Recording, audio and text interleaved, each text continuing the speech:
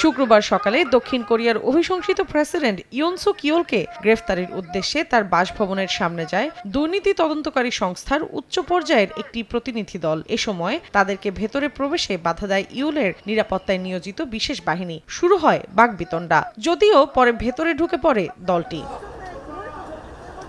এদিন ইয়োলের বাসভবনের সামনে অবস্থান নেয় তার সমর্থকরা। গ্রেফতারি পরোয়ানাকে অবৈধ বলে দাবি করেন তারা। পরিস্থিতি নিয়ন্ত্রণে আনতে ২৫০০-এর বেশি পুলিশ মোতায়েন করা হয়। বাস ট্রাক দিয়ে তার বাসভবনের বাইরে বাধা সৃষ্টি করা হয় বলে জানায় বিভিন্ন আন্তর্জাতিক গণমাধ্যম। কয়েক ঘন্টার নাটকীয়তার পর অভিশংসিত প্রেসিডেন্ট ইয়োলের গ্রেফতার প্রক্রিয়া স্থগিত করে সিআইও। সংশ্লিষ্টরা জানান, নাগরিকদের সুরক্ষার কথা চিন্তা করে এই সিদ্ধান্ত নেওয়া হয়েছে। দক্ষিণ কোরিয়ার গণমাধ্যম বলছে, গ্রেফতারি পরোয়ানার সময়সীমা থাকবে ৬ জানুয়ারি পর্যন্ত।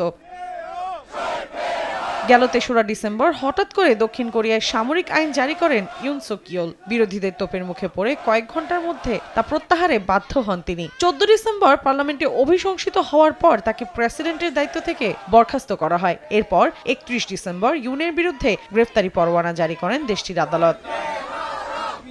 মৌসুমী সাথী, সময় সংবাদ।